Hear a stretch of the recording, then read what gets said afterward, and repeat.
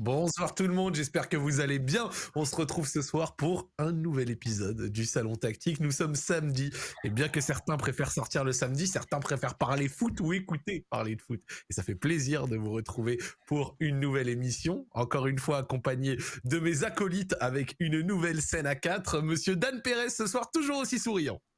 Salut Zach, salut tout le monde. J'espère que tout le monde va bien. Ouais, une belle petite journée de foot encore, c'était sympa. C'était sympa parce qu'on va parler de la journée d'aujourd'hui, mais on va également parler de demain, une petite preview de France-Pologne à venir. On a encore monsieur Raphaël Cosmidis, toujours aussi souriant, toujours en train de toucher ses derniers cheveux. Ça va, monsieur Raphaël? L'attaque d'entrée. J'ai passé une longue journée dans le froid, Zach, et tu m'attaques direct. Mes excuses. J'étais de passage à Drancy dans un climat hivernal horrible, et là je me fais attaquer en effet sur ma tignasse digne de Caniggia. Non, écoute, j'ai passé une belle journée de foot parce que j'ai On peut avoir rattrapé le score Pays-Bas contre Drancy? de partout, de partout. On était mené Bon, ça 2-0 à va. la mi-temps, et intervention du coach Moriyasu à la mi-temps qui a tout corrigé et qui a permis de revenir. Il est en train Non, d'essayer non, de non, faire non, mais rentrer ses meilleurs joueurs. non, c'est une belle journée de foot parce que Pays-Bas-USA, je l'ai rattrapé et c'était vraiment pas mal. Après, je Ouais. suis content et pas content. Content parce que Ludovic Obraniak est avec nous, mais aussi parce qu'il a marqué en finale de Coupe de la Ligue 2011 contre le PSG. Et voilà, déjà, je suis un peu bougon à cause de ce but-là, tu vois. À l'époque, ça m'a mis dans un état émotionnel assez déprimant quand même. Eh ben écoute, c'est parfait. Tu me permets d'introduire avec nous notre invité du soir. Donc ça fait plaisir. En plus d'une dizaine d'émissions, c'est notre premier invité qui nous fait l'honneur d'être là la veille de France-Pologne. Pardon, monsieur Ludovic Obraniak. Comment vas-tu? Salut les copains, bon, l'honneur est pour moi déjà, hein. Alors, en ce qui concerne Zach et Raph, la Turquie dans l'année. Par contre, Dan, on peut miser sur deux. Dan, on peut miser sur 2 ans. Je pense 2-3 ans, on est bon. Bah, Non, je peux mais ça, encore jouer en Ligue 1, mais dans 2-3 ans, je vais à Antalya Sport, quoi. c'est- c'est parce que tu l'as vu de face, ça, mais de dos, c'est pas Ah, pareil, hein. c'est parce que tu Ouais. l'as Non, vu mais de c'est face, la crois-moi. tactique. C'est la tactique à la Greg Hacher. Tu sais, tu ramènes tout sur le même côté. Donc, tu as l'impression qu'il y a, mais il y a. C'est pas fourni. Voilà. Ouais, c'est pas terrible. C'est pas nos meilleures qualités, on va dire, la chevelure. Exactement, mais on est On plutôt pas réfléchit mal trop. pour autre chose. Ouais, on est plutôt pas mal pour autre chose. En tout cas, ça fait plaisir. On salue également les habitués du chat. On vous voit comme d'habitude tous les soirs.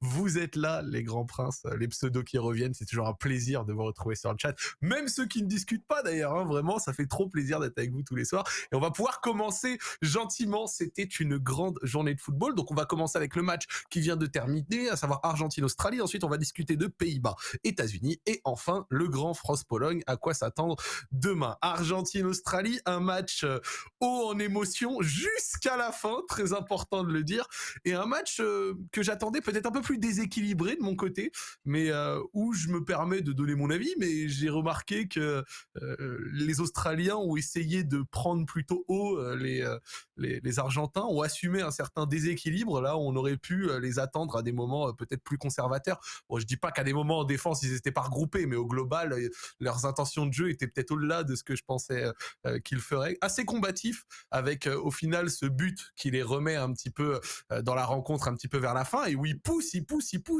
le petit rush en dribble de, alors je me rappelle plus de ce nom, D quelque chose, je crois. Beich. Bellich, merci. Aziz Beich. Ice Beich. Alors, monsieur Beich, le rush en dribble qui a failli me faire hurler, je pense, et qui a failli nous faire tous hurler.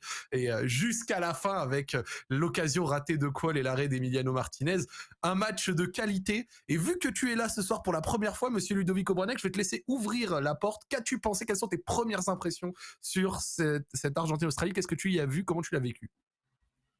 Ben, je suis aussi surpris que toi, Zach. Je m'attendais pas à un match où l'Australie allait avoir du répondant. Je pense qu'il y a une jurisprudence Arabie Saoudite aussi. Le fait Ouais. d'avoir joué très haut, d'avoir laissé un minimum d'espace, je pense qu'ils se sont inspirés du match de l'Argentine contre l'Arabie Saoudite. Et Mmh. honnêtement, je n'attendais pas l'Australie à ce niveau-là. Alors certes, ils nous avaient fait bonne impression les 15-20 premières minutes contre l'équipe de France. Après, il s'était Ouais. complètement écroulé. Et puis là, on s'est dit à 2-0, ça va finir en correction.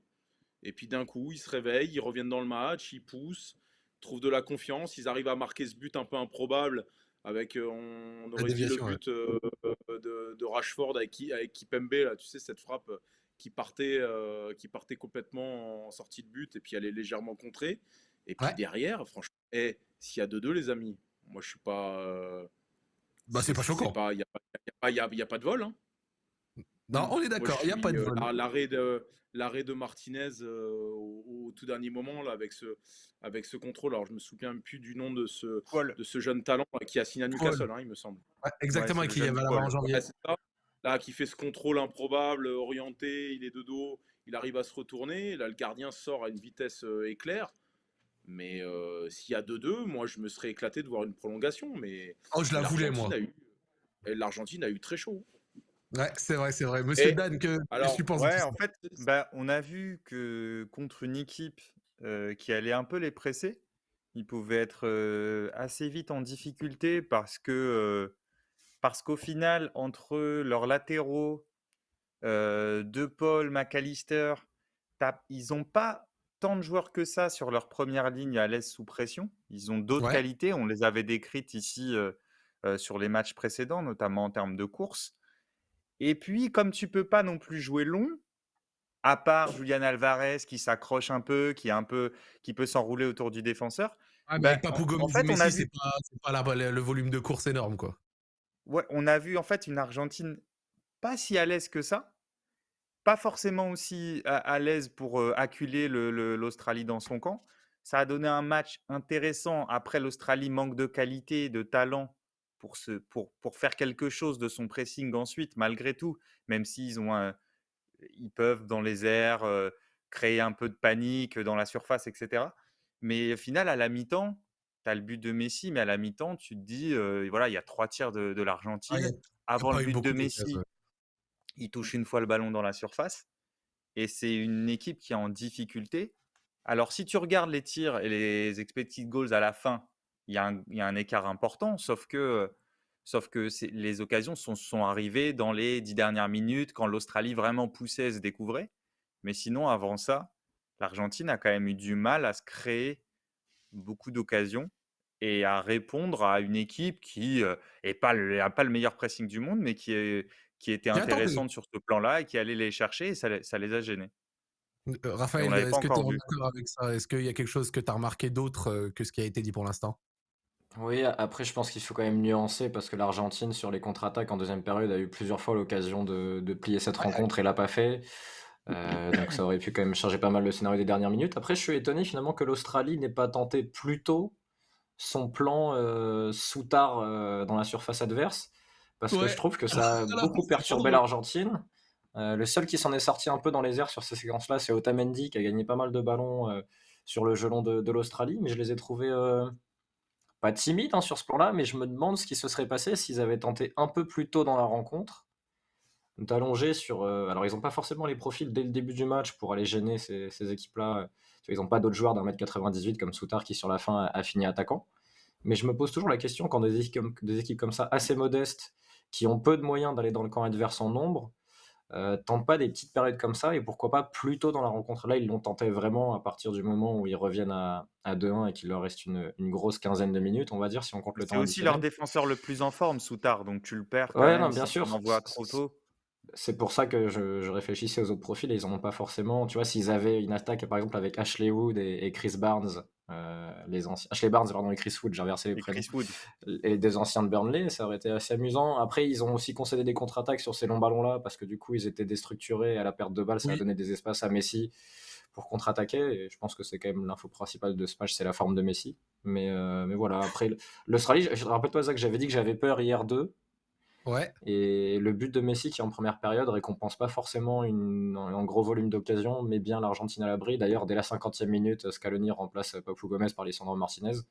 Donc il Ouais. a vite voulu verrouiller. Et voilà, mais le premier but qui sort pas d'un temps fort argentin est quand même très important pour les mettre dans le scénario Et le but préférentiel. est vraiment bien construit à la sortie d'un corner, je crois, si je dis pas de bêtises, mais en tout cas, Ouais, ou d'un centre, mais bref, en tout cas, genre vraiment, le but est très bien. J'avais bien aimé le relais avec la passe trouvée, Messi qui revient, qui frappe. Avant qu'on parle de Messi qui fait franchement un match énorme, monstrueux, avec notamment pas mal d'occasions distribuées et d'Australiens fixés ou dribblés.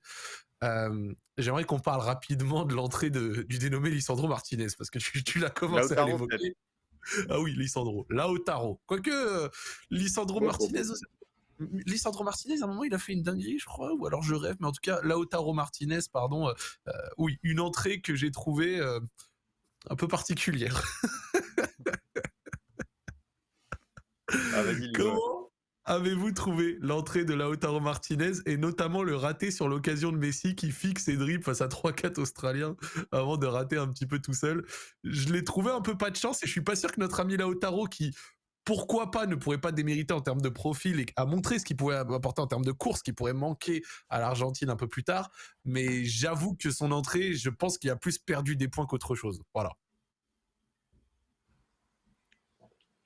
Vas-y, Qui Ludo. va? C'est moi, les gars? Ouais, Ouais, c'est ouais. moi. Ah, allez-y, allez-y. Ne soyez pas Bon, timide, prenez la parole, il n'y a pas de souci. non, non, elle est calamiteuse. Sa rentrée en jeu, bon, on sent évidemment l'attaquant qui est en manque de confiance. C'est un garçon, on le voit, qui, dans chaque action qu'il fait, il peste, il baisse la tête très vite sur l'action de Messi. Messi se demande même, il le regarde en se disant, mais t'as tout ça pour ça, quoi. J'aurais mieux fait de frapper, j'aurais mieux fait de frapper aux 18 mètres, je te mets une galette, t'es même pas capable de la foutre au fond. Moi, les gars, il y a un truc qui m'échappe, hein. Alors, on parle de Lautaro Martinez, mais Dybala, les gars, il se passe un truc. Aucune Il y a, idée. avec le sélectionneur, il y a quelque chose. Et ils sont, Et enfin, toi, tu le verrais avec Messi à la place à la place du 9? mais peu importe, si tu veux, à un moment donné, tu peux, sur la fin de match, tu peux laisser Messi avant-centre, tu peux laisser Messi en neuf, il fait plus les retours défensifs, il Ouais, bah, peut comme je disais, de toute façon, éventuellement un peu à la fin de ce dans le match-là, jeu, ouais. voilà. Et tu peux mettre Dybala en 10 avec les deux garçons sur les côtés. Moi, ça me pose pas. Tu peux même jouer à deux devant avec Messi, Dybala derrière. Moi, ça me pose pas de problème particulier. Quand il sort McLaren, pour être honnête avec McAllister. vous, McAllister, lui, euh, parce que McLaren, c'était le week-end dernier sur le ouais, Grand Prix de. et, ouais, ça c'est de la faute de Pierre Boubi qui est à côté de moi et qui me donne les mauvaises Moi, infos. McLaren, ça Ouais, me va totalement. J'aime bien qu'il soit. McAllister, c'est celui qui a les tournevis et tout chez Castorama. C'est vrai, Exactement. j'avais oublié. Non, non, mais il peut pas le faire rentrer même dans un milieu à 3 sans déconner comme Griezmann. Comme Griezmann Peut-être. jouait Mais avec Après, après, l'équipe de il faut France. aussi se dire un a- truc, il est a- a- peut-être à court de forme, peut-être qu'il a après, pas trop de rythme, parce que je sais qu'il revenait d'une blessure, je crois, à la Roma. ouais, Non, mais Dybala, il a fait s'échauffer à la 45e. Je l'ai C'est vu vrai. s'échauffer sur le côté. Il a fait 45 minutes d'échauffement. Il n'est même pas rentré une minute. Ça fait combien de matchs que ça dure maintenant? après, Enfin, il a joué 20 minutes. Il a joué 20 minutes depuis début octobre, hein, en Lautaro, en Ouais, championnat, je Mais pense bon, que tout c'est confondu, Ouais, toi. Dybala. c'est pas là. Tu te Mais dis à un moment où l'Australie pousse, il faut quand même un garçon dans le milieu de terrain qui peut à un moment donné t'apporter une qualité technique supérieure, de pouvoir garder les ballons, de pouvoir créer des ouais. décalages, de pouvoir trouver une connexion peut-être avec Messi. Voilà, il faut un garçon qui sait faire. Alors, il y en a pas, il y en a quelques-uns, mais lui, il est au-dessus du lot. Moi, je veux bien hein, qu'il était blessé et tout. Il est revenu un petit peu avec la Roma, donc il a joué quelques matchs, un match ou deux avant, avant cette Coupe du Monde. Pour moi, c'est un vrai point d'interrogation. Mais après, Lautaro, tu as raison. c'est au moins. L'attaquant pas en confiance. Pardon. C'est Higuaín, quoi. C'est Higuaín à un certain moment, à une certaine époque avec l'Argentine. C'est le Ouais. garçon pas en confiance qui peut. Tu peux lui mettre tout ce que tu veux entre les pattes, il va tout rater. Ouais, il faut qu'il Après, le marque son petit pour aller reprendre la c'est au confiance moins d'Albertine. c'est au moins le troisième sélectionneur argentin qui a ce problème-là avec Dybala, hein. Donc je sais pas, il y a peut-être des choses qu'on ne sait pas ou en sélection des attitudes ou des ententes sur le terrain qui ne naissent pas avec Messi, mais c'est pas le premier sélectionneur qui galère avec l'utilisation de C'est Dybala, vrai, c'est vrai, c'est vrai. Bah, au-delà de sa déjà, gestion physique.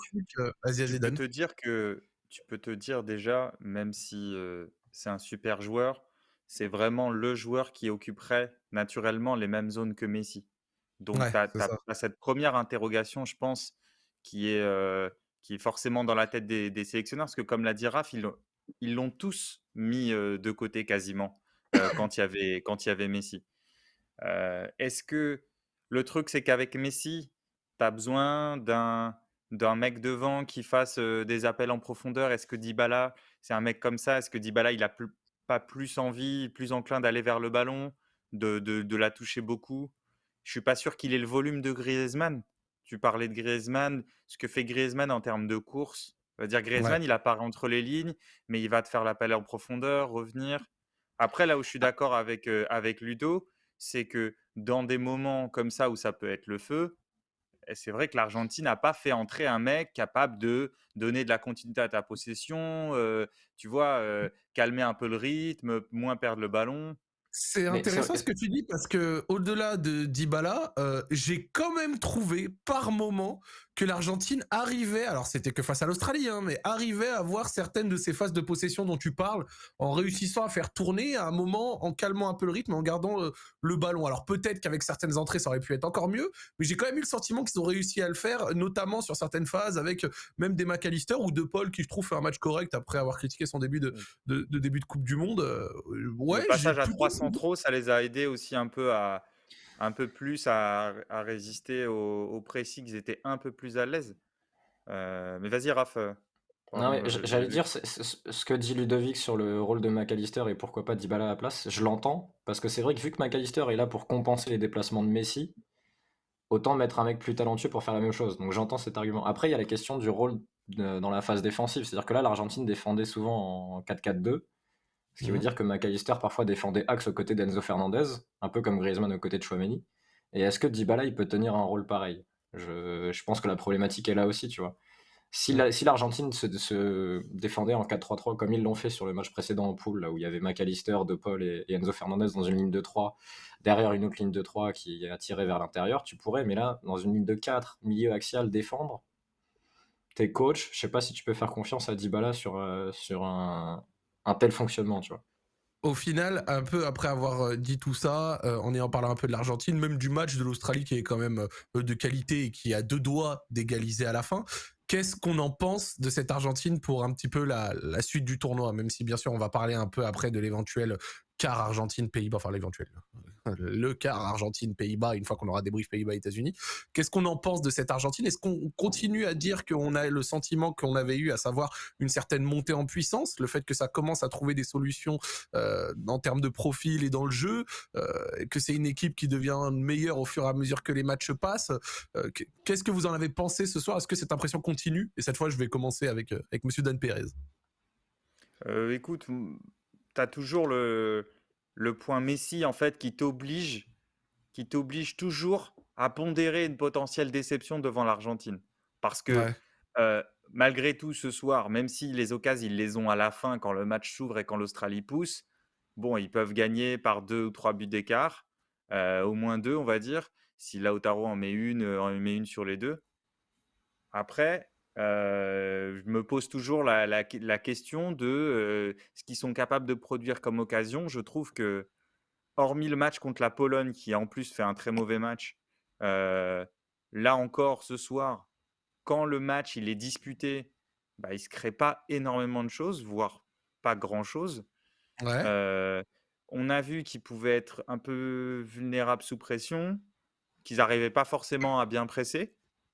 Donc, voilà, et maintenant que tu as dit tout ça, normalement tu pourrais dire: «Bon, bah, c'est pas l'équipe qui a la plus belle tronche sur cette compète», mais comme tu as Messi qui en fait, de manière cyclique dans le match apparaît et a des séquences incroyables, bah, tu es obligé de dire: «Ouh là, de toute façon on peut s'attendre à tout». Tu vois? C'est Oui. même pas une précaution genre en football tout est possible, c'est pas ça, c'est que tu as vraiment le joueur qui a l'air un peu en mission, et là le but qu'il met par exemple, enfin il a c'est une demi-occasion, il y a 800 joueurs devant lui, il a le réflexe tout de suite de la glisser au sol. Tu vois? Il est dans un état où tu te demandes si voilà, il peut pas à lui seul créer avec pas grand chose. Mais je suis Si, pas si, hyper bien sûr. confiant sur l'Argentine, je sais pas ce que vous en Ok. pensez? Ok, intéressant. Ludo, t'es d'accord avec ça? Je suis assez d'accord avec ça. Moi, je trouve qu'il est. On parlait avant la Coupe du Monde, il est en mission. Et là, je le sens depuis 2 matchs, je le sens vraiment en mission, quoi. C'est-à-dire que c'est le facteur X. On l'attendait depuis longtemps maintenant. On retrouve des gestes, on retrouve des fréquences de pas qui sont à mettre en parallèle avec la deuxième saison au Paris Saint-Germain et ces quelques saisons au FC Barcelone. Sa reprise d'appui sur le but, c'est-à-dire de reprendre tout de suite, de comprendre tout de suite que ce ballon va être remis sur lui, de faire ces 2 petits pas de réajustement pour ouvrir son Ouais. pied. Il l'a fait 1000 fois, ça, hein, mais nous, on fait ça Le ballon, on n'arrive même pas à le reprendre tellement on n'est pas prêt que ce ballon revienne comme ça à 30 centimètres. Il arrive à retrouver juste le petit pas de recul qu'il faut pour réavancer sur ce ballon et le mettre tranquillement plat du pied. Mais ça, c'est de l'orfèvrerie. Ça paraît simple comme ça, mais non, mais c'est des gestes d'une difficulté. On peut pas imaginer. À part ceux qui jouent, même ceux qui jouent le dimanche matin, se disent mais comment il fait ça, ce garçon? Puis sa deuxième mi-temps, elle est quand même dans une équipe qui maîtrise pas quand même totalement son sujet. On peut Ouais. être d'accord là-dessus. Je veux dire, il surnage, il prend ses responsabilités, quoi. Il a dit que c'était son dernier moment, c'était sa dernière Coupe du Monde. Moi, j'ai vraiment l'impression qu'il a envie d'aller la chercher, qu'il a envie de ramener cette coupe pour le peuple argentin. Est-ce qu'il est assez bien accompagné? Telle est la question. Ça passe aujourd'hui. Est-ce que ça passera contre les Néerlandais? Ça sera un petit peu plus compliqué parce que Il manquerait contre la quoi pour Pologne, toi? Quand tu dis si tu sens qu'il n'est pas assez bien accompagné, tu sens quel manque dans les en joueurs ou fait, dans les profils? je trouve que McAllister, qui est un garçon qui fait des très bonnes choses, hein, mais je trouve qu'il apporte pas. Il n'y a que Enzo Fernandez, en fait, sur lequel il peut vraiment. Et le petit Alvarez contre la Pologne, où il a réussi à trouver cette passe là quand il met ce deuxième but. Mais je trouve Ouais. pas de connexion en fait, avec les autres joueurs. Je trouve qu'il a une très bonne connexion avec les jeunes, mais avec les joueurs un peu plus expérimentés de cette équipe, je sens pas par exemple, je ne sentais pas avec Di Maria, je le sentais pas avec Lautaro Martinez, et ça se confirme. C'est-à-dire que Messi n'a pour seule opportunité des garçons qui n'ont pas une grande expérience de ce type de tournoi et qui là émergent sur le tard. Donc il ne peut compter que sur des gamins en fait. Et quand tu vas jouer les Pays-Bas avec ce qu'on a vu, une équipe très solide et notamment qui verrouille très bien l'axe, hein. La force de Messi contre la Pologne, c'est qu'il a fait exploser il a senti une brèche dans l'axe polonais et il a fait tout exploser lors de ce match-là à l'intérieur du jeu. Contre Ouais. les Pays-Bas, à mon avis, ça sera plus difficile et leur jeu extérieur, leur jeu sur les côtés, pour moi, c'est moins, ça a moins d'impact, c'est moins fort. C'est leur jeu à l'intérieur qui est très fort. Pour moi, le jeu extérieur est moins fort. D'ailleurs, c'est pour ça qu'il y a souvent le changement entre Acuna et Tagliafico, hein. Quand tu as un arrière-gauche qui fonctionne bien, tu vas pas le changer comme ça à la 70e minute. Monsieur Raphaël Cosmidis, pour terminer un petit peu sur ce match-là. Non, mais ça va permettre de faire la transition avec les Pays-Bas. Mais les Pays-Bas, c'est vrai, ils sont forts dans l'axe, mais ils ont une animation assez particulière. On l'a vu, là, on va parler du Pays-Bas-États-Unis, avec beaucoup de marquage individuel, avec une espèce de trappe axiale où les deux attaquants axiaux te forcent un peu à venir à l'intérieur. Et on l'a vu avec pas mal de centro-américains qui ont dû avancer balle au pied pour s'enfoncer un peu. Je me demande ce qui peut se passer si Messi vient très bas et prendre la vitesse. Parce qu'on a vu là qu'il était capable de faire des rushs. Là, il y a une action où il élimine 4-5 Australiens et il arrive à aller jusque dans la surface adverse. Donc ça, c'est un des trucs qui m'intrigue le plus. Parce qu'ils sont en marquage individuel souvent. Donc qui va marquer Messi? Jusqu'où les centraux vont le suivre en fait? Voilà, qui va le marquer? Qui va le récupérer s'il va toucher le ballon bas? S'il vient vraiment axe, est-ce que le central suit? Est-ce que ça peut ouvrir de l'espace à un Alvarez qui court ou voire un McAllister qui s'engage à la place? Il y a beaucoup de. Après, le Pays-Bas-États-Unis était beaucoup plus intéressant tactiquement. Donc je vais arrêter de parler pour Tu qu'on sais, passe à ce match-là, je pense. non mais Voilà, on a tu des sais Raph, strains. après, tu sais Raph, sur un match contre l'Argentine, je pense que ils délaisseront peut-être un des trois joueurs pour Ouais. aller s'occuper un petit peu plus de Messi et moins des deux autres, hein.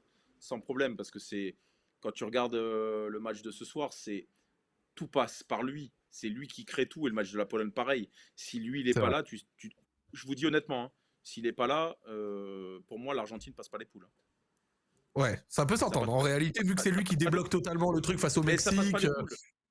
Ça passe pas les poules. Non, mais c'est réel, c'est réel. Je pense vraiment que c'est Ouais. difficile de te contredire sur ça. Après, c'est un peu du si, tu vois, mais ça s'entend parfaitement. C'est lui qui débloque le truc face au Mexique. Et c'est après Ouais. son but sorti de nulle part face au Mexique que là, on a recommencé à voir l'Argentine rejouer et tout le relâchement de pression qu'on a évoqué ici, notamment avec Pablo Aimar dans le staff. C'est intéressant qu'on ait parlé un petit peu de Pays-Bas, États-Unis, parce que c'est le moment d'en discuter. Un match que j'ai trouvé super intéressant. Voilà, je tiens à le dire, c'est un match que j'ai trouvé extrêmement intéressant, un petit peu à l'image de ce que j'attendais, à vrai dire, avec du coup des Américains très portés vers l'avant, qui pressent pas mal, qui s'attendent quand même à essayer de jouer à fond, mais avec quand même peut-être un peu de manque de qualité dans le dernier tiers. Voilà, il y avait Wright, il y avait Wea, il y avait l'autre Ferreira, je crois, si je dis pas de bêtises, j'ai pas envie de dire de Mhm. bêtises, mais voilà, je crois que c'était lui. Ça, qui ont globalement eu des matchs compliqués malgré un but un peu sorti de nulle part pour monsieur Wright. Mais pour le reste, pour être honnête avec vous, j'ai trouvé des Américains quand même assez intéressants, mais des Pays-Bas qui ont gagné grâce à quelques actions collectives sympathiques, mais et grâce à une défense de l'axe très bonne, on l'a mentionné juste avant, et aussi grâce à un axe droit, notamment Monsieur Dumfries, qui a joué sans opposant. C'est quand même fabuleux. Il a eu la possibilité, pense qu'en 90 minutes, de faire le pouce-ballon sur son côté sans avoir un seul mec pour le marquer. Et ça a permis, ça lui a permis de marquer, ça lui a permis d'être décisif même sur le premier but et tout. Qu'est-ce que vous avez pensé un peu de ce match? Moi, je voyais peut-être les Américains faire la surprise. Ça ne l'a pas fait. Euh, Qu'est-ce que vous en avez pensé? Je lance cette fois Monsieur Cosmidis sur ce match-là parce qu'il a dit que tactiquement c'était plus intéressant. Ouais, ouais, non, non, mais très intéressant parce qu'il y a un parti pris énorme de Van Gaal dans la façon de défendre. Donc je sais que Dan a des screens, j'en ai pris aussi, mais je vois qu'il a préparé des choses sur nos conversations, donc je vais pas les Non, mettre mais tout de suite vas-y, et hein, tu peux je laisse enchaîner. On Dan peut les les gérer. envoyer si tu veux, Raph. Je peux le peux faire, envoyer Ouais, les parce que, screens s'il faut. vas-y, parce que ça colle à ce que je voulais Tu peux envoyer dire. la première image sur Vas-y, la tu peux me manière mettre de un peu défendre des d'écran. Tu peux me attaquants. mettre un peu Je te mets en d'écran, ouais. full screen. Je sais pas si c'est souvent arrivé dans la carrière de Ludo, par exemple, d'avoir un entraîneur qui t'invite à faire une trappe qui t'amène à l'intérieur. Le plus classique, c'est de faire une équipe qui défend fort l'axe et qui emmène l'adversaire vers le côté. Et là, du côté des Pays-Bas, c'est l'inverse. Ils ont deux attaquants axiaux, on va le voir là, qui en fait se placent à l'extérieur des centraux. Donc là, de Voilà, on les Riem voit là. et de Zimmerman. Et l'objectif, c'est de forcer les centraux américains à avancer balle au pied plein axe pour ensuite sauter sur les joueurs à l'intérieur qui vont demander le Voilà. ballon. Tu peux mettre la C'est-à-dire que Donc on deuxième, le voit Zach. là. Ouais, Tu peux effectivement, on mettre le la ouais, voit, il deuxième. garde On va le voir l'accès aux plus haut. tu vois, latéraux. Et, ouais, carrément, ils carrément. ferment la passe vers les latéraux et en fait, voilà, ils Voilà. veulent que l'Américain avance pour s'empaler sur cette zone-là où il y a du 1 pour 1 et où du coup les Pays-Bas peuvent gratter des ballons et partir sur des transitions avec Depay et Gakpo qui sont déjà très hauts et qui en fait sont plus hauts que les latéraux adverses. Donc ils ont un temps d'avance, ce qui leur permet de faire la différence ensuite et de limite d'attaquer en 2 contre 2 si ça récupère des bons ballons. Ça, Et et on se c'est la demandait. seule. Ouais, pardon, Dan, mais c'est la seule équipe de la Coupe du Monde qui défend comme ça. Et il n'y en a Mhm. pas d'autres en fait. Il y a aucune autre équipe qui défend comme ça. Ça ressemble un peu à ce qu'il avait fait en 2014, Van Gaal, avec Robben et c'était Van Persie, je crois, qui jouait à côté de lui devant, avec Gakpo dans le rôle de Robben et Depay qui va plus venir demander le ballon plus bas. Ce que les États-Unis ont fait bien parfois, il y a deux possibilités, c'est d'aller trouver directement une diagonale vers le côté, parce que du coup les latéraux peuvent être trouvés libres, ou, et je pense qu'ils l'ont pas assez fait, mais ils n'ont pas forcément les joueurs pour, c'est d'inverser les milieux de terrain et les attaquants. Donc parfois on a vu Wea décrocher, de temps en temps on a vu Pulisic, je pense que ça aurait été le joueur le plus à même de le faire, pour en fait Ouais. perturber le marquage individuel et faire venir un joueur de très loin, voir si le central des Pays-Bas allait le suivre, et sinon bah, tu te crées un joueur libre en fait. Tu crées un quatrième joueur contre les trois milieux des Pays-Bas. Mhm. Mais vraiment ça a posé beaucoup de problèmes aux Américains, qui peut-être avec des centraux plus forts balle au pied, plus impactants, plus verticaux, plus dribbleurs, aurait fait des différences. Par exemple, si par exemple De Jong avait joué contre les Pays-Bas, c'est-à-dire que si tu as De Jong central chez les États-Unis contre les Pays-Bas, il peut exploser leur manière de défendre. Mais Ouais. C'est il n'est ça. pas ce joueur-là. Ah, mais on se demandait, tu vois, comment, entre autres choses, parce qu'après, on va aussi parler du pressing des Américains et de la réponse de De Jong, mais on se demandait comment les Pays-Bas allaient gérer le triangle, les trois du milieu, qui sont un peu le moteur des États-Unis, McKennie, Moussa et Adams. Et, et aussi, et là, ils l'ont très bien fait. Et ce qu'on peut ajouter, c'est que en mettant tes attaquants aussi sur le côté, ça permet, ça, ça empêche tes propres milieux de trop basculer sur la largeur. Tu Ouais, vois, ils avaient c'était les moins à pistons qui basculer. compensaient, ouais. C'était les Et pistons les qui sortaient pistons haut, venaient ouais. compenser. Et donc, comme tu défends à trois milieux, comme les Pays-Bas défendaient à trois milieux, le fait de ne pas avoir à défendre sur la largeur, tu peux encore mieux tenir l'axe. Tu n'as pas besoin de faire la bascule. À trois, parfois, c'est compliqué et tu peux ouvrir vraiment la partie opposée. Et là, ils l'ont très bien fait.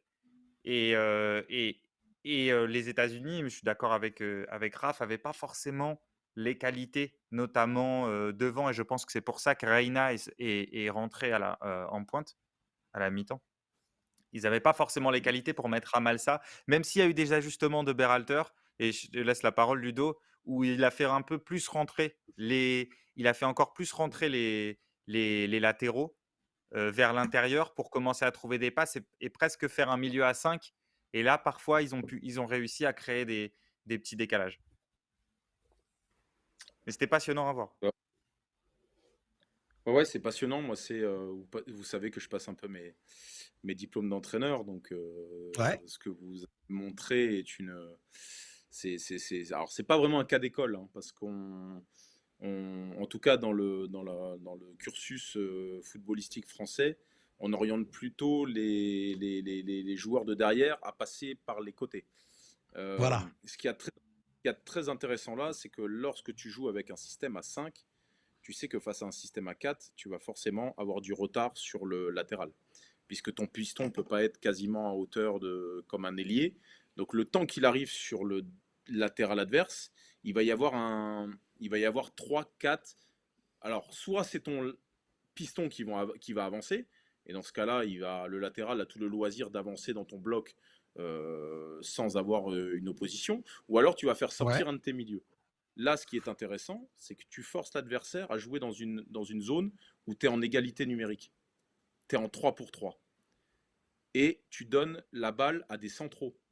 C'est-à-dire que c'est pas ton milieu préférentiel, c'est pas un mec qui manie très bien le ballon, c'était deux centraux. Donc bon, si t'es central, il y a des centrales qui sont très bons avec le ballon, hein, on va pas se mentir, mais si t'es central, c'est que techniquement, on va dire t'es pas Frankie De Jong non plus. Donc Ouais. quand tu sors comme ça avec le ballon, quand Gakpo et Depay vont resserrer autour de lui, il va y avoir une certaine pression. Il va falloir qu'il trouve l'angle de passe. Il va falloir qu'il trouve quelque chose pour donner le ballon. Sauf que quand tu vas rentrer dans l'entonnoir, tu es en 3 pour 3. C'est la meilleure manière de récupérer un ballon, en fait. Alors que Est-ce que si t'es pas tu laisses surpris, Ludo, qu'ils aient pas fait décrocher un milieu justement pour créer un 3 contre 2 au départ et que ce soit par exemple Adams qui décroche plein axe et qui avance balle au pied? Parce qu'il aurait été plus Moi, agile j'aurais, moi, techniquement, j'aurais tu vois? sorti, moi, j'aurais sorti, moi, j'aurais sorti un joueur du milieu à 3 pour venir s'intercaler entre les deux centraux pour poser des problèmes, oui. Ça aurait Ouais, créé c'est une intéressant. incertitude, ça aurait créé une incertitude au sein du milieu néerlandais. Bon, là, c'était du pain béni, hein. Quand vous êtes en man-to-man pour défendre en avançant, et vous êtes les rois du monde. D'autant que Gakpo et Memphis ont très bien coupé les angles de passe pour les joueurs extérieurs. Donc ça a été bonus. Après, lorsque tu tentes ce genre de choses, ça veut dire que soit ton piston est pas assez haut, soit il est très haut. Dans ce cas-là, tu as l'ailier américain qui peut se retrouver lui le long de la ligne avec aussi une distance d'avance sur le central gauche ou le central droit américain. Comme Donc c'est Ismail aussi Assar avait fait un peu contre De Ligt, je ne sais pas si voilà, tu te Ouais. souviens au premier match. c'est un vrai risque. Mais ils avaient Kalidou Koulibaly. Ils avaient Kalidou Koulibaly qui avait trouvé de super diagonales pour l'Ismail Assar Eh justement. Et là, ben, malheureusement, les eh ben Américains n'avaient pas ça derrière. Van Raal a étudié le match et il savait que les défenseurs centraux américains n'étaient pas capables de ce genre de transversal. Donc Il y Après, a je pense quelqu'un dans le aussi. chat qui dit. il a Vas-y. joué ce coup-là. Non, juste, pardon Zach, non, mais le fait qu'il y ait Timber qui dans la défense à 3 maintenant plutôt que De Ligt, ça aide aussi parce que Timber, c'est un joueur qui a pas du tout peur de sortir de sa zone. Alors, ça pose problème à certains entraîneurs parce que c'est une manière de défendre spécifique, mais on l'a vu plusieurs fois, aller chasser même un milieu quand il y avait un moment, ça se passait les marquages sur deux trois situations. Il a pas peur d'aller au milieu, de sortir loin, alors que De Ligt, bon, ça va être moins naturel à la fois de sortir vers le côté, à l'extérieur comme ça et puis sortir très loin de sa ligne. Vas-y Zach, pardon. Il y avait quelqu'un dans le chat qui disait un truc vraiment intéressant parce qu'on parlait de ce joueur hier, notamment pendant l'émission où on a fait le 11 des poules. Robinson, qui sur son côté a eu une performance un petit peu compliquée. Je trouve Ouais, aussi qu'il n'a c'est pas été Robin- aidé par les milieux qui c'est- n'ont pas trop compensé certains moments où il devait se réaxer. Et donc du coup, c'est aussi là où Dumfries a pu bien profiter. Mais ouais, je trouve que ça a été une faille béante du système américain. Qu'est-ce que tu voulais dire, monsieur Braniac? Ouais, je t'ai dit, c'est Robinson, il est seul sur son île, lui, c'est pas Ah bah Robinson, hein. là. Pas mal. Le pauvre, Ouais, il mais a est-ce qu'il a pas été un peu lâché et exposé par le plan de jeu américain qui a défendu en 2 contre 2 pendant une grosse partie du match, tu vois? Et qui a laissé les Pistons justement s'engager dans le dos des latéraux, qui eux aussi ont été attirés parce qu'ils avaient de la liberté et que c'était un peu la tu vois, il y avait une possibilité de faire un triangle en fait pour casser un peu le pressing des Pays-Bas, enfin leur orientation, c'était, le central qui trouve un relayeur qui fait une passe directement pour le latéral. Parce que ça te permet de le ouais. trouver par un troisième homme pour trouver dans le dos du central, dans le dos, pardon, des attaquants des Pays-Bas. Mais du coup, ils ont été attirés vers l'avant. Robinson est de l'autre côté aussi Dest qui a fait un bon match. Mais c'est vrai qu'à la perte de balle, il y avait des espaces dans leur dos et il y avait un 2 contre 2 derrière avec Rim et Zimmerman contre les deux attaquants des Pays-Bas. Mais c'était déjà quasiment pareil contre l'Iran, hein. Les États-Unis avaient défendu en 2 contre 2 une bonne partie du début de match où il y avait Taremi et l'autre attaquant iranien dont j'ai oublié le nom. Ah bah c'était Azmoun qui avait joué. Et sur les 10, 15, 20 premières minutes, ils avaient défendu en 2 contre 2. Ensuite, Taremi avait défendu côté. Il avait reculé pour défendre dans une ligne de 5. Donc ça avait réglé le problème, mais sans que le coach des États-Unis intervienne. Là, c'était vraiment un problème qui devait se payer un moment. Après, le but des Pays-Bas est magnifique. Ils n'ont pas eu Oui, beaucoup de ballons, mais la séquence est la incroyable. construction en amont, où il ramène les mecs à gauche avant de balancer très Et, vite et et tout. en Enfin, fait, ils font tout le temps la même sortie de balle. C'est-à-dire qu'ils trouvent Blind, qui est le joueur le plus à même de jouer vers l'avant parce qu'il est très intelligent et techniquement il est sûr. Et ils renversent à l'opposé pour Dumfries. Et à chaque fois, il a fait la même action. Mais à chaque fois. Donc c'est vrai que c'était un match où les Et choses au étaient départ, très Raph, identifiées. au départ, il y a quand même, parce qu'on parlait, avant, hier, on se demandait comment, les Pays-Bas et notamment De Jong allaient répondre au pressing des États-Unis, qui aiment bien souvent en première période, depuis le début de la coupe du monde, aller presser, avec potentiel 3 contre 3 devant et cetera. Et là, sur le but au départ, en amont de ce que vient d'expliquer, Raph, il y a quand même un truc extraordinaire de De Jong, mais on en parle à chaque fois, hein, même quand il joue pas d'ailleurs. Et Raph avait fait un papier là-dessus. Sa créativité, c'est un joueur qui décroche, qui va dribbler, il te fait mine de ouais. partir d'un sens, il part dans l'autre. C'est lui qui initie ça, mais c'est pas une supériorité positionnelle. Là, à la base, c'est ça qui est intéressant avec les Pays-Bas, c'est que après, dans la suite de l'action, ils font des triangles, ils trouvent un joueur en appui pour un mec de face, etc. Donc il y a Memphis plusieurs qui fois sur décroche, place. puis qui continue en étant lâché par Voilà, mais Adams et tout. au départ, c'est De Jong qui est un créatif hors norme, qui décroche et qui dribble en fait dans sa surface pour créer le premier décalage. Et, euh, et ça, c'est un joueur, c'est un joueur rare en fait. Enfin, Ludo, je sais pas ce que tu en penses, mais quand tu es pressé et que tu Il as De est, Jong, c'est quand même autre chose. il est exceptionnel bon, j'invite tout le monde à revoir ce qu'a fait De Jong durant la phase de Ligue des Champions où l'Ajax va en demi-finale, il me Ouais, semble. Ouais, Euh, 2019. Ouais. en cette, 2019. cette faculté à se mouvoir soit comme une sentinelle, soit comme un troisième défenseur central, c'est-à-dire que c'est ce qu'auraient dû faire aujourd'hui les États-Unis, c'est d'avoir de tirer un mec qui sorte entre les deux centraux pour pouvoir retrouver une certaine assise et pouvoir fixer un peu au moins ce milieu de terrain où justement ces deux attaquants qui venaient te presser. Et lui, il a cette intelligence de jeu-là, de trouver toujours la passe verticale. Alors, est-ce que c'est Blind ou est-ce que c'est lui qui trouve cette passe verticale sur Klaassen? Lui, je pense qu'il trouve d'abord la solution Non, côté. lui, il Il écarte. C'est trouve la lui qui solution écarte en fait. côté. Ouais, c'est Voilà, c'est Blin lui Ouais. qui trouve c'est la Blin qui solution trouve. Ouais. côté. Mais on est dans du football d'école. C'est l'école de l'Ajax. Appui remise, je cherche le troisième. Hop, je vais chercher la plus haute pointe qui est Klaassen. Je fais une petite remise dos au jeu parce que je suis pris. Je retrouve un relais, je vais chercher. Et après, le timing de passe entre Gakpo et Dumfries, il est exceptionnel parce que Dumfries arrive, il est un tout petit peu en retard. Et Gakpo a ce sens du timing, c'est-à-dire d'attendre le moment opportun pour pour lui donner ce ballon pour qu'il soit lancé. Et puis après, bon, c'est la lucidité de Dumfries de dire allez, parce que le jeu, il est de mettre ce ballon entre les défenseurs centraux et le gardien de but, hein. On est d'accord là-dessus, Mhm. hein. Tout le monde court vers son but. Il y a deux, trois appels qui sont là. Voir la lucidité de voir Memphis comme ça décrocher. Franchement, ce but, il est à Mais montrer, mais comme la Jazz, comme. Ouais, dis-moi, Raph. non, j'allais dire sur les deux buts, ils s'entrent en retrait, hein, les Pays-Bas. Je pense qu'il y a quand même une idée Ouais, ouais, derrière Ouais. la c'est tête ça. du staff, tu vois, Et parce il que c'est l'avait des fait zones où d'ailleurs une troisième fois, Dumfries, ouais. En c'est première des zones qu'ils mi-temps. attaquent souvent, tu vois, là, c'est Blind, piston opposé, qui vient attaquer cette zone-là. Sur le deuxième but, je pense qu'il y a quand même un. Alors, je sais pas, mais quand ça se répète autant, je pense qu'il y a quand même Mm. un truc Oui, instillé c'est par le réfléchi, staff ouais, là-dessus. c'est sûr. C'est sûr, c'est sûr. Alors du coup, nécessairement, ça pose une question parce qu'on a beaucoup parlé des Pays-Bas, on a beaucoup parlé de l'Argentine. Qu'est-ce qu'on attend un petit peu de ce quart de finale entre des Pays-Bas qui, on l'a dit, ont quand même certaines idées, mais qui ont peut-être pas le plus grand volume d'occasion. Je crois qu'ils marquent sur 2 de leurs 3 premières frappes cadrées. C'était quand même assez marquant.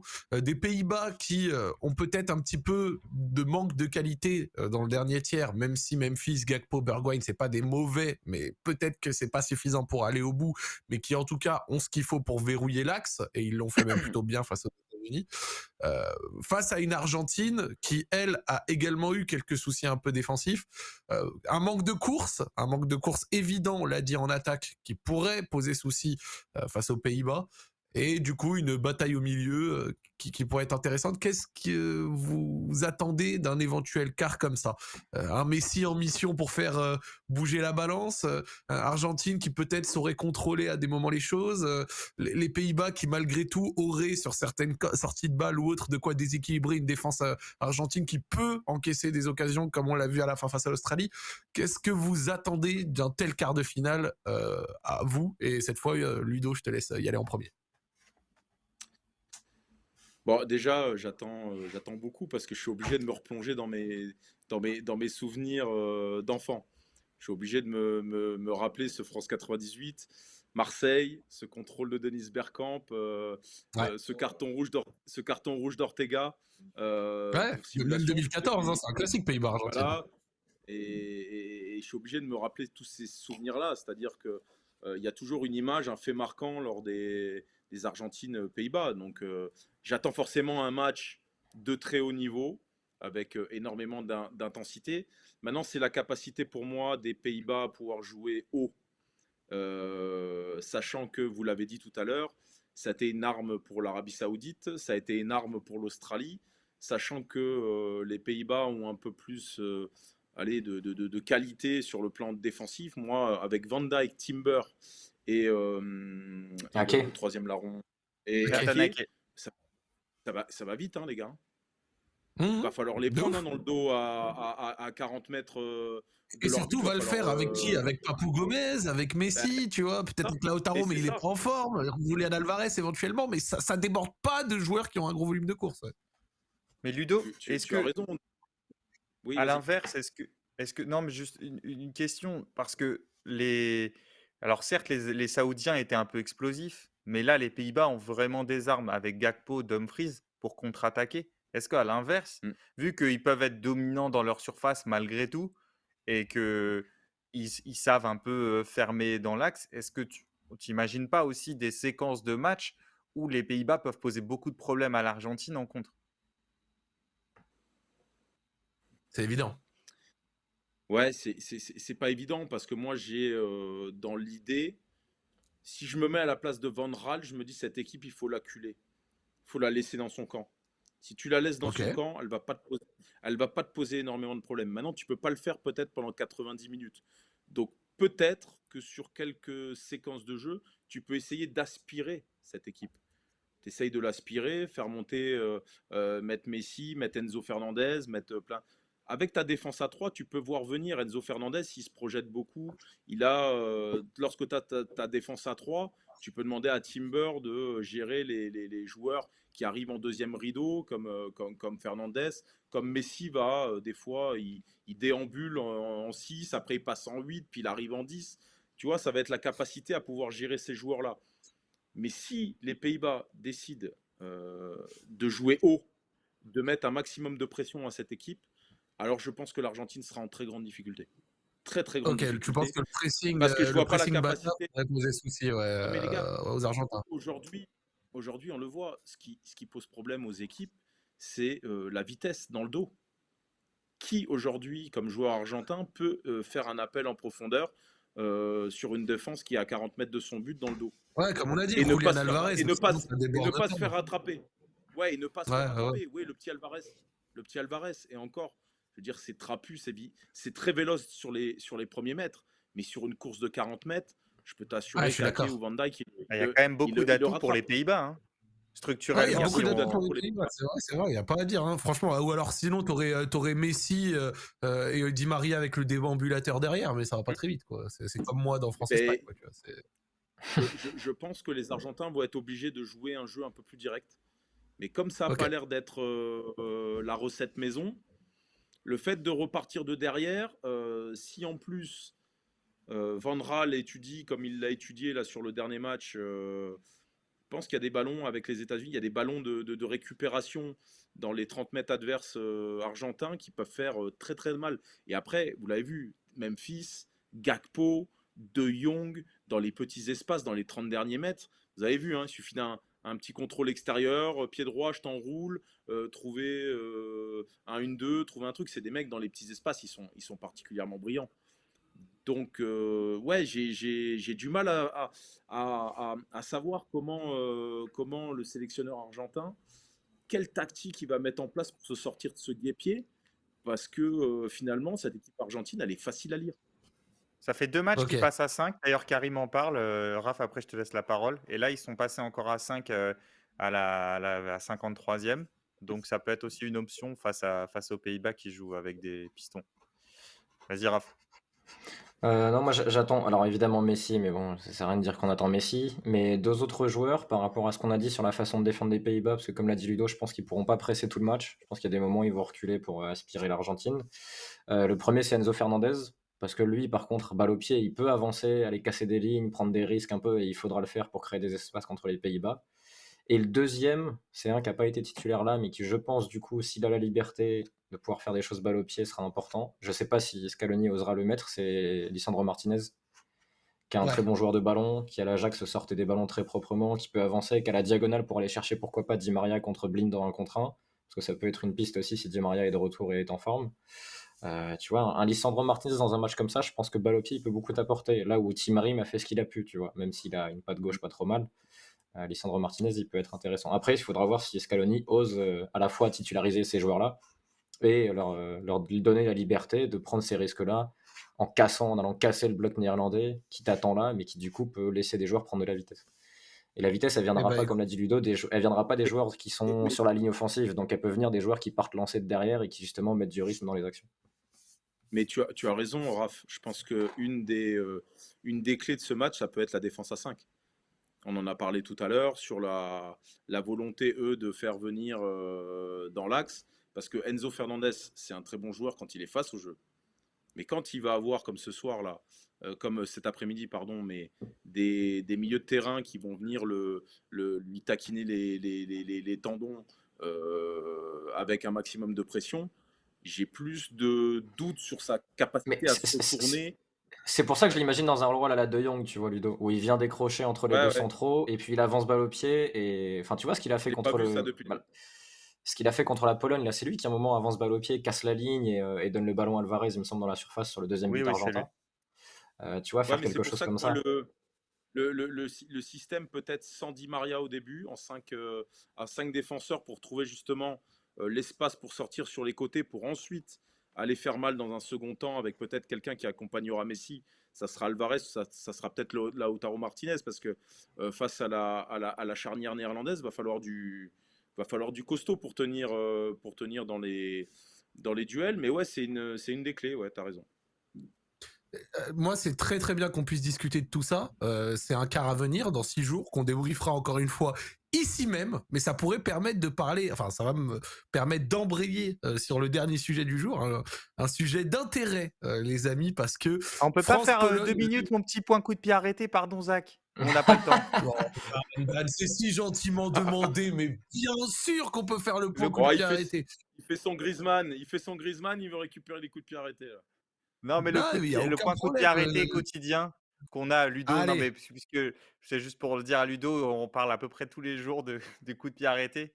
Et non, je vais essayer de faire ça très vite. C'est sur la manière de défendre sur corner des Pays-Bas. Vous vous regarde, je t'ai souvenez, déjà on avait préparé le parlé. screen. Ah bah, tu vois, vous vous souvenez, on avait parlé du Sénégal qui avait Ah oui, Kaga sur la ligne, ouais. avec un joueur au poteau qui avait en fait couvert l'adversaire et avait encaissé un but comme ça. Et on avait dit qu'il y a très peu d'équipes maintenant qui mettent un joueur, très très peu d'équipes qui défendent avec un joueur au poteau. Je l'ai dit, moins de 20% dans le top 5 européen. Sauf que là, Van Gaal le fait. Il y a une deuxième chose, j'espère que tout le monde me suit. Le reste des joueurs sont en marquage individuel. Et rappelez-vous, on avait vu avec l'Angleterre que les joueurs supplémentaires, c'est-à-dire il y a toujours plus de défenseurs que d'attaquants, ils avaient mis Maguire, il avait déchargé du marquage individuel pour le mettre en zone. Sauf que là, les Pays-Bas font un autre choix avec Van Dijk. Tu te souviens, Zach, de Maguire quand il était Oui, déchargé, voilà. Sauf que là, Van Dijk, il n'est pas mis en zone. Lui, il est aussi mis au marquage individuel. Tu vois, voilà, il est là. Et c'est Gakpo, en fait, qui est le joueur qui va être le deuxième joueur en zone. Voilà, on le voit ici. Et en fait, que fait les Pays-Bas pour ne pas se retrouver dans la configuration du Sénégal, c'est-à-dire avoir un adversaire qui va recevoir le ballon dans une zone qui sera couverte par le joueur au poteau. Tu peux envoyer le deuxième screen. bien sûr, tout de Au suite. moment, Regarde, si j'en suis donc, demandé. on a vu Gakpo. Voilà. Au moment où le ballon est joué au deuxième poteau, Gakpo, donc, qui était dans une zone, lui, puisque le ballon n'est pas joué vers lui, il vient se mettre sur la ligne. Il vient se mettre sur la ligne. Et alors, certes, tu perds des joueurs à la réception, mais comme me le disait un coach adjoint d'une équipe de Ligue 1 qui faisait ça, il me disait, nous, on préfère mettre 2 joueurs comme ça sur la ligne. On va encaisser plus de tirs, mais ce sera plus difficile de nous mettre un but. Donc, c'est un choix qui est rare. Tu peux mettre la troisième, Zach, s'il te plaît. Bien sûr, on Et on verra, va je voir en pense, fait que Gakpo, voilà, Gakpo, c'est lui qui sauvera l'action américaine, il sauvera le but sur sa ligne. Donc, on revient aux questions qu'on avait depuis le début de cette compétition. Il y a très peu d'équipes qui font ça. Mais là, les Pays-Bas font quelque chose de différent, à la fois par rapport à l'Angleterre, sur le joueur qu'ils mettent, sur le joueur qu'ils mettent en zone. Leur meilleur joueur, Van Dijk, ils le mettent aussi au marquage individuel. Et ils organisent Ouais. leurs joueurs au poteau différemment. Voilà, c'était le point coup de pied arrêté. Je ne sais pas si Ludo, tu veux rebondir là-dessus. Toi, tu as vu l'évolution forcément de moins en moins de joueurs au poteau sur les corners défensifs. Moi, j'aime pas cette stratégie. Alors, peut-être qu'elle a été payante là sur cette action-là, mais je ne sais pas si vous avez observé ça. On marque de. Alors, déjà, dans une grande compétition, les coups de pied arrêtés, c'est 30%. Donc, Oui. quasiment des buts. Mais dans ces 30%, il y a de plus en plus, le pourcentage est de plus en plus élevé de buts en 2 temps. C'est-à-dire que le mec qui va venir couper devant Gakpo va dévier le ballon et dans un deuxième temps, il va y avoir 3-4 mecs qui vont plonger. Donc, le fait de faire venir ce joueur-là, de le faire revenir sur la ligne, en fait, tu remets en jeu beaucoup de joueurs. Tu remets en jeu beaucoup de joueurs et tu déresponsabilises le gardien qui, à mon sens, doit être maître dans ses 5-50, peu importe, qu'il Mais soit à gauche, qu'il soit à droite.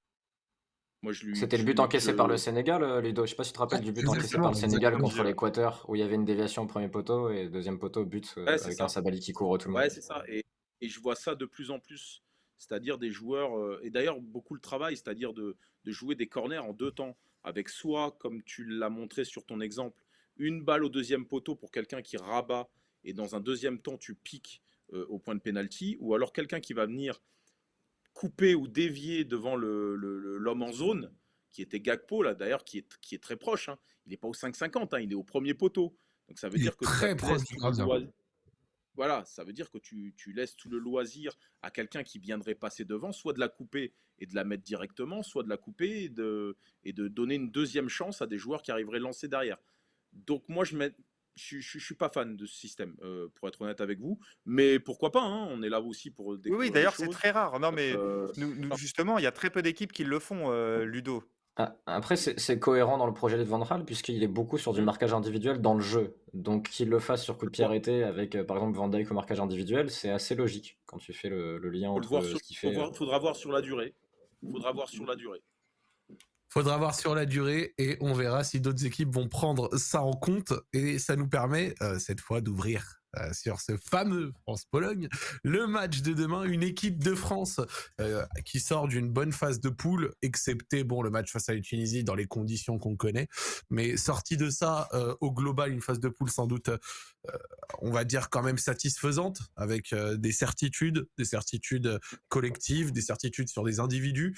Peut-être un peu moins de certitudes tactiques sur certains points. On a parlé suffisamment cette fois de la structure défensive, mais une structure défensive qui devrait peut-être être un poil moins problématique face à une Pologne qui est sortie en faisant un match assez convaincant face aux Saoudiens. Alors je dis assez convaincant, la Pologne a quand même assez subi, mais au final ce n'est pas un vol dans la mesure où elle a quand même pas mal joué la plupart de ses contres, mais qui est quand même une équipe qui s'attend à être dominée, qui va essayer d'opérer par contre, et qui a également Lewandowski qui est dans le fond que j'ai créé sur les attaquants de la Coupe du Monde qui partent en 1 contre 3, 1 contre 4 à chaque fois, et pour lequel vous pouvez toujours faire un don afin de réussir à régler leurs problèmes.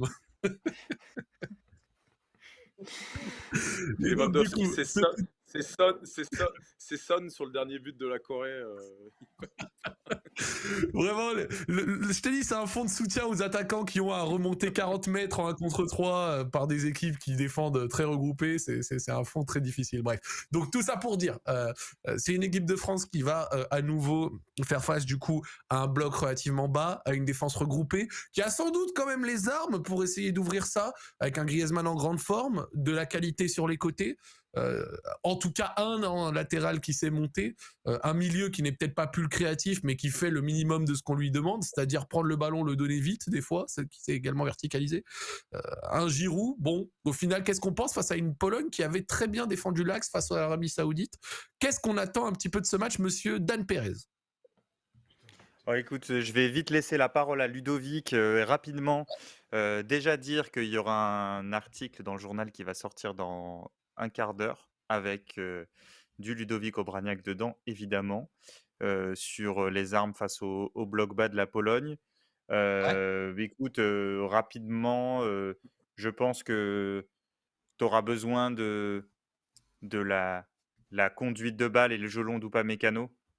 Tu auras besoin de courses dans ce que Franck Hez appelle la zone assist, c'est-à-dire cette espèce de zone sur les côtés de la surface de réparation, c'est-à-dire pas devant le but, J'avais mais écrit un papier dessus, Dan, sur l'équipe, qui est très trouvable si exact, exact, très bon vous papier que tapez je vous conseille. Assist Zone. Parce que Genesio en avait Assist parlé zone et aussi dans ses golden zone. dans ses confs de presse, Genesio en avait parlé. Et c'est vrai que Rennes attaque très souvent ces zones-là avec des courses de Voilà, c'est Bourigeaud, le petit ballon Traoré, Terrier. par-dessus ou les courses entre le central et latéral dans la profondeur. Et voilà, maintenant je laisse Ludo, je te laisse la parole pour dérouler sur la Pologne. Tu m'as dit que tu attendais plutôt potentiellement une défense à 5, alors qu'elle soit au coup d'envoi ou dans l'animation, déjà pour défendre peut-être sur la largeur.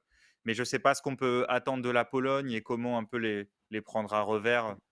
Toi qui les suis bien, vas-y. Bon, alors, dans un premier temps, tu as raison. Je pense que tactiquement, il va y avoir un changement.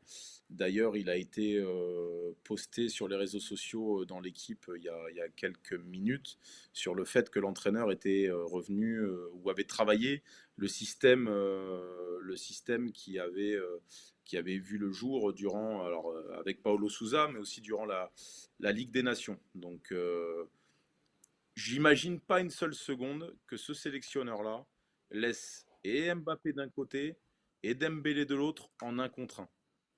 Il va forcément vouloir des couvertures derrière ces deux C'est sûr. joueurs-là. Donc, j'opte à mon avis pour un système à 5 qui d'ailleurs te renforce ou te sécurise un peu plus défensivement, mais qui offensivement t'ouvre d'autres possibilités. C'est-à-dire qu'on le voit, tu le dis, Lewandowski est seul comme une âme en peine à 50 mètres du but adverse. Tu joues en 3-5-2, tu lui mets quelqu'un à côté de lui, qui ça Piontek ou Milik, hein, peu importe, et tu peux avoir Zielinski, qui est le principal pourvoyeur de ballon, juste derrière eux comme un numéro 10. À partir de là, il peut éventuellement se passer des choses. Si ça ne se passe pas comme ça, moi je vois pas comment, en jouant dans le système du match de l'Argentine, je ne sais pas comment cette équipe va pouvoir S'en tenir sortir. l'homogénéité, la diversité des possibilités qui s'offrent à l'équipe de France. On a deux ailiers qui sont capables à la fois de déborder en un contre un, donc de mettre des centres, avec Giroud, qui est quand même pas le dernier pour mettre des buts sur les centres. Ces ailiers-là ont la Oui. capacité de rentrer à l'intérieur du jeu pour trouver des combinaisons. On a Rabiot qui aujourd'hui se projette comme un joueur qui arrive lancé et donc qui peut éventuellement surprendre. Et tu as Griezmann qui sera lui un petit peu plus reculé, qui a la baguette, qui pourra mettre des ballons intéressants, que ça soit sur le côté ou dans l'axe. Ça veut dire que la somme de toutes les possibilités pour la Pologne, et pour l'équipe de France, excusez-moi, est quand même plutôt à son avantage. Maintenant, si les Polonais décident de jouer à 5 derrière, d'avoir un petit peu plus un jeu direct en ciblant Varane sur des duels avec Piontek ou Milik, avoir Ouais. Lewandowski, Zielinski dans le coin et peut-être Krekoviak et Bielik qui viennent remonter un tout petit peu le bloc, alors et seulement à cette condition, ils auront éventuellement des situations pour pouvoir essayer de faire quelque chose. Dans le cas contraire, tu peux pas jouer avec Lewandowski seul dans le rond central, avec Upamecano qui va venir en un contre un contre lui, Varane qui va être derrière, Pour et couvrir, ouais. personne, comme l'Argentine, hein, personne ne prend la profondeur. Personne ne prend la profondeur. Donc t'es mort. Tu tiendras pas 120 minutes. Tu tiendras pas 120 minutes acculé sur ton but. Pour moi, la seule chance des Polonais, de la sélection polonaise, c'est de jouer à 3 derrière avec quelqu'un à côté de Lewandowski et Zielinski juste derrière. Monsieur Raphaël, un avis? Si la Pologne fait ça, est-ce que vous pensez pas que Koundé, ça sera vraiment très axial en possession, justement pour éviter un 2 contre 2 et rester proche de ces deux attaquants polonais, sachant que dans les airs aussi Koundé s'en sort bien. Ce sera Parce encore qu'il a plus déjà, marqué. voilà, il a déjà eu un peu ce Ouais. rôle-là sur certaines séquences de match. Je pense que ce serait une raison de plus pour avoir vraiment Théo à gauche, Dembélé à droite, Mbappé qui viendrait intérieur, combiné proche de Giroud et Griezmann, et d'avoir un peu cette ligne de 5 sur la largeur pour répondre à la ligne de 5 de la Pologne. Je pense que même là, la France a une réponse pour embêter un peu la Pologne, tu vois. Donc ça me paraît vraiment difficile. Je suis d'accord avec Ludo, il y a tellement de possibilités, tellement d'armes que ça va être. Si à un moment Dembélé fatigue ou même Mbappé fatigue, tu peux faire rentrer Coman qui va gérer du 1 contre 1 sur les côtés, tu vois. Donc c'est quand même assez riche. Le seul souci, c'est que ouais, si Giroud ou Rabiot se blesse ou n'est pas en forme, bah, tu perds un de tes joueurs de tête dans la surface et t'en as pas tellement. C'est un peu je pense, le souci. Mais toi qui connais un peu du coup la Pologne, Ludo, est-ce que le coach polonais est capable de surprendre, de faire quelque chose auquel ni la Pologne ni la France ne s'attend? Parce qu'on a vu que Lewandowski a été assez critique, je crois, du plan de jeu polonais lors des premiers matchs. Est-ce que tu penses qu'il est capable de se réinventer là en quelques jours pour faire un truc, je sais pas, d'un coup presser la France sur un joueur, le cibler, faire des moments de pressing haut et tout, peut-être quelque chose comme ça? Ouais, ces déclarations récentes ne font pas penser qu'il peut y avoir du changement, puisqu'il a dit qu'il faudrait être meilleur de la tête qu'avec les pieds. Donc, Ah oui. Après, est-ce les qu'il voulait dire 30%, Ludo, cérébralement? les Est-ce qu'il 30%, voulait les dire 30%. cérébralement, Ludo, ou pas? Est-ce qu'il parlait du cerveau? Je, je sais pas, mais après, vous savez, ça fait 30, 36 ou 38 ans que la Pologne avait pas réussi à accéder Hmm. à une deuxième phase de Coupe du Monde. Donc, c'est-à-dire que même en débutant cette Coupe du Monde, il y avait même pas d'objectif. C'est-à-dire qu'on savait même pas quel était l'objectif de la Pologne, passer les poules, Ouais, pas passer les donc poules. limite, ça lui donne Donc, raison là, en fait. mais le contrat est rempli quoi qu'il arrive. C'est-à-dire Oui, parce que qu'en même plus, s'il y a si tu perds contre la France, énormément, voilà, personne ne va t'en vouloir. Tente un coup, et un peu de panache. Je veux dire, c'est impossible de tenir face à cette équipe de France en restant acculé sur ses 18 mètres pendant 90 minutes. Ou 120, mais honnêtement, je peux pas croire que ça puisse exister. Donc tente un coup. Pour moi, il faut associer absolument quelqu'un à Lewandowski pour le libérer du côté je vais à la maillotche, je vais au duel de la tête, je vais au contact pour me retourner. Lévy, sa zone de prédilection, c'est les 30 derniers mètres. Il n'a pas besoin de 50 ballons. Il va falloir essayer je te l'ai dit, sur du jeu un peu plus direct, parce que je ne vois pas cette équipe de Pologne repartir de derrière et arriver à construire pour déstabiliser cette équipe de France. Pour moi, Contre l'Arabie c'est... Saoudite, Ludo, quand ils avaient mis Milik avec Lewandowski, Alors ça Et reste l'Arabie mieux, Saoudite, mais c'était et mieux, intéressant parce que sur et leur mieux. jeu long, ils avaient 1-2 joueurs à la réception, autour et ils arrivaient à avancer et Bah oui, parce c'est qu'après, les fois où ils ont réussi à se créer quelque chose, quoi. la clé, si tu joues comme ça, elle est sur le deuxième ballon. C'est-à-dire que tu as Milik ou Piontek qui vont aller à la castagne. Derrière, le ballon va retomber. Qu'est-ce qui se passe derrière? Tu as Zielinski qui peut récupérer ce ballon. Alors là, il sera plus à 60 mètres du but, il sera à 40 mètres ou à 30 mètres. Donc ça veut dire que là, tu peux trouver éventuellement Mati Cash sur Dembélé qui n'aura pas fait l'effort défensif. Tu peux trouver peut-être Lewandowski, tu peux trouver ton piston gauche. Tu auras plus de possibilités. Pour moi, la seule solution, elle est là, c'est cibler Varane, parce que Varane, il n'est pas à 100%. Cibler Varane sur les duels de la tête et jouer le deuxième ballon. C'est pour moi la seule chance de cette équipe de Pologne de pouvoir essayer de rêver à quelque chose. Mais tu as raison, le sélectionneur, tu as du mal, même quand tu le vois, tu te dis, il peut pas nous sortir un truc du chapeau, quoi. Mais Ouais, après, non, la- il- l'avantage qu'il a, c'est qu'avec je sais- Frankowski qui joue là milieu gauche, il peut passer à 5 à tout moment, tu vois. Donc Frankowski peut Bah passer oui, piston mais non, gauche et Berezinski peut passer exactement. central gauche. Ta Cash, il est quand même pas mal. Frankowski, il a joué, pas cette année, mais l'année dernière, il a pu Mm. jouer à ce rôle de piston gauche quand il était à Lens. Donc tu as deux garçons qui sont capables, qui ont du volume, qui vont faire des efforts. Après, c'est qui t'incorpore dans la défense à 3. Bednarek n'a pas joué depuis un moment. Qui tu mets avec Glick et Kivior. Tu penses C'est pas que ça pour moi Berezinski là. peut, tu penses pas que Berezinski peut tenir ce rôle? Parce que ça donne la Il peut, possibilité au coach il, de switcher de 4 à 3 s'il a besoin, tu vois. il peut, il peut. C'est une possibilité. Moi, j'aime bien. Alors, tu me parlais de Frankowski. C'est vrai que c'est une solution. Moi, j'aurais presque penché pour l'idée mettre Frankowski dans son piston droit comme à Lens et Mati Cash dans une défense à 3 côté droit et Walewski, le joueur de la Roma, côté gauche, qui a un petit peu plus de ballon, un petit peu plus de sensibilité footballistique que Berechenski. Voilà. Et On il a y a quoi? une question il y a une question après ce que tu as exposé.